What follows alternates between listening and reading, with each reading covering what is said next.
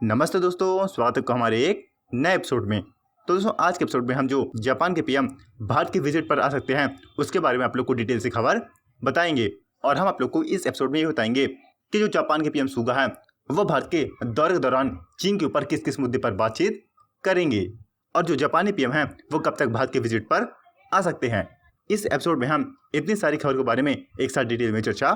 करेंगे, इसलिए आप लोग का ये एपिसोड तो पूरा देखना बनता ही। साथ में ऐसी इंटरेस्टिंग और जानकारी से भरपूर भविष्य में और ज़्यादा एपिसोड देखने के लिए अभी हमारे चैनल को सब्सक्राइब करके नोटिफिकेशन बिल को भी ऑन कर लेना। तो चलिए अब इस एपिसोड को शुरू कर लेते हैं। तो दोस्तों, जो जापानी पीएम भारत के दौरे पर आ रहे हैं इनका ये दौरा पहले से फिक्स नहीं था, लेकिन आज के डेट में जापान भारत सहित चीन अपने पड़ोसियों को जैसे तंग कर रहा है, चीन की वैसी विस्तारवादी नीतियों देखते हुए जो जापानी पीएम है उन्होंने क्वाड साइड एशिया पैसिफिक में और ज़्यादा अपना नियंत्रण करने के लिए भारत साथ एलाई करने की मांग की है। और इसी अप्रैल के अंत तक जो जापानी पीएम सुगा है वो भारत के दौरे पर आ सकते हैं और इस दौरे पर वो भारत साथ व्यापारिक, कूटनीतिक और जो सैन्य समझौते हैं इनके बारे में भी डिटेल से चर्चा करेंगे। और कई बड़े जानकारों को ये भी कहना है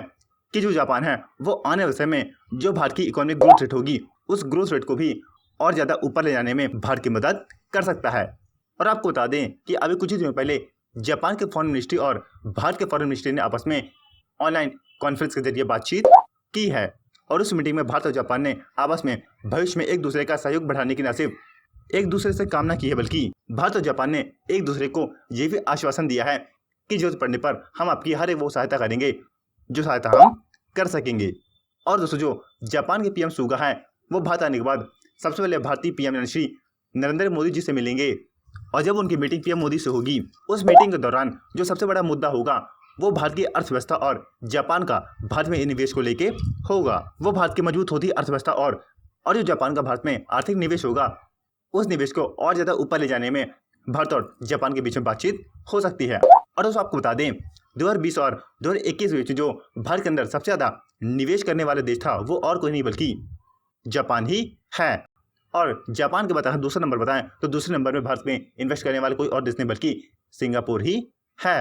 और दोस्तों, ये भी हो सकता है कि आने वाले समय में जो भारत और जापान है वो एशिया पैसिफिक में न सिर्फ चीन को आर्थिक तौर से टक्कर दे बल्कि जो सैन्य और कूटनीतिक तौर तरीके हैं इन मामलों से भी चीन को अंतर्राष्ट्रीय मंच सहित एशिया पैसिफिक में भी दबा के रखें। तो दोस्तों, आपका जापानी पीएम का भारत विजिट पर क्या कहना है नीचे कमेंट करके जरूर बताना। अगर आप लोग भी ऐसी इंटरेस्टिंग और जानकारी से भरपूर खबर देखना पसंद करते हो तो आप लोग का अभी हमारे चैनल को सब्सक्राइब करके नोटिफिकेशन बिल को भी ऑन करना लाजमी हो जाता है।